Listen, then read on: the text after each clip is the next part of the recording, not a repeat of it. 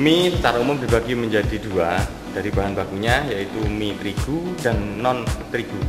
Nah, mie non terigu sendiri itu bahan bakunya ada yang dari pati dan ada yang dari tepung. Jadi kalau mau kita bagi ya ada mie terigu, mie tepung non terigu, dan mie pati.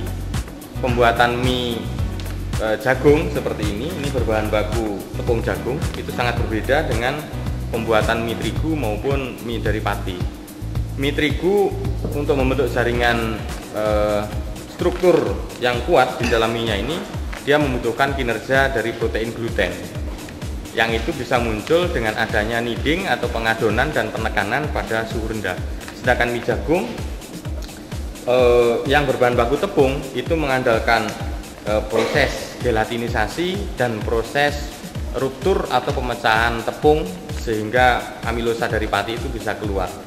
Nah, ketika hanya mengandalkan gelatinisasi saja, maka mie jagung tidak bisa, karena tepung harus ruptur, gitu ya. Ini membedakan dengan mie dari pati.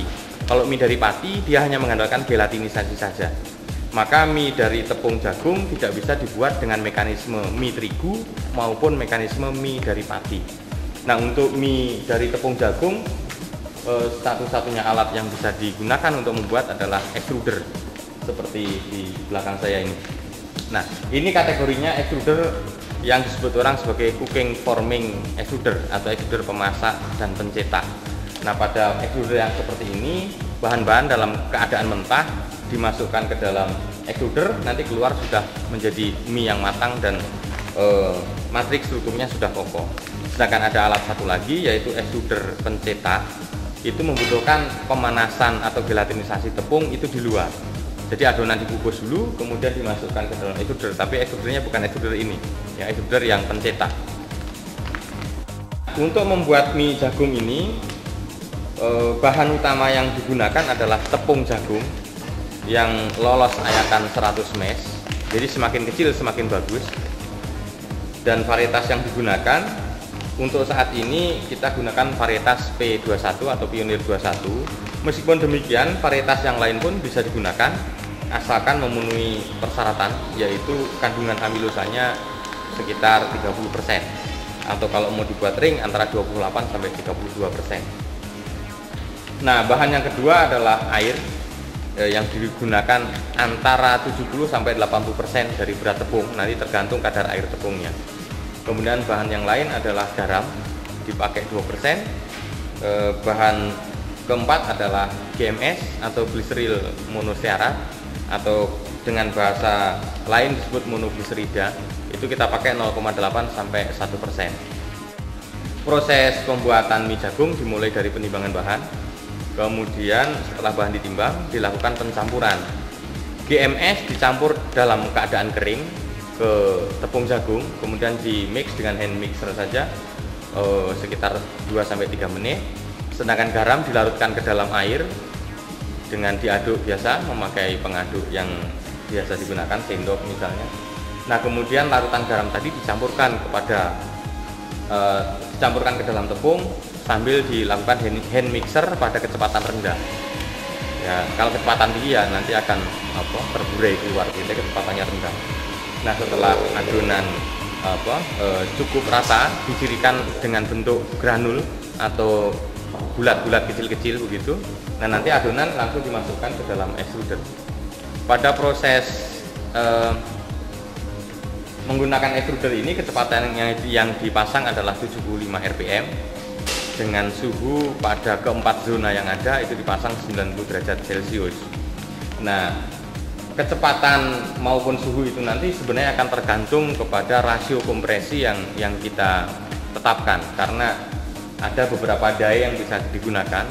Misalnya mie yang ukuran besar, maka nanti kecepatannya berbeda.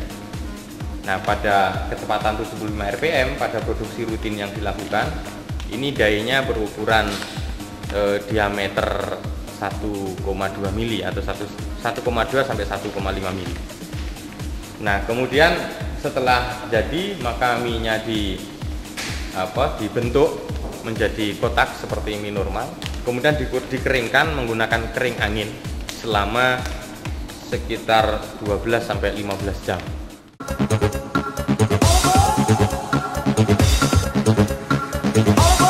Untuk mie jagung, nanti produk akhirnya dia akan terkesan mengkilap dan terkesan itu padat. Ini berbeda dengan mie terigu. Ini terjadi karena pati di dalam mie jagung ini hampir semuanya sudah terjelatinisasi. Sekitar 90% patinya sudah terjelatinisasi. Dan pati yang terjelatinisasi menimbulkan visualisasi kilap ya, atau mengkilap, sehingga terkesan mie-nya itu adalah keras atau pejal. Nah, ini berbeda dengan mie terigu. Kalau mie terigu patinya tidak mengalami gelatinisasi sehingga dia terkesan buram. Perbedaan yang kedua, dalam proses pemasakannya, untuk ukuran mie yang sama, mie jagung membutuhkan waktu yang lebih lama dibanding mie terigu. Cara penyajiannya adalah direbus dengan air mendidih selama 8-10 menit. Sedangkan kalau untuk mie kering terigu itu mungkin hanya sekitar 5-6 menit.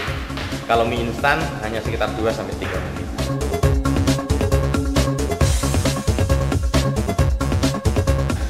Yang jelas mie jagung ini tidak pakai terigu. Mie jagung tidak menggunakan pewarna, warnanya kuning, asli dari tepung. Ini mengandung beta karotin yang bagus buat kesehatan dan free gluten. Di negara-negara barat sudah berkembang produk-produk yang masuk kategori free gluten. Nah, itu cocok untuk penderita autis dan beberapa penyakit.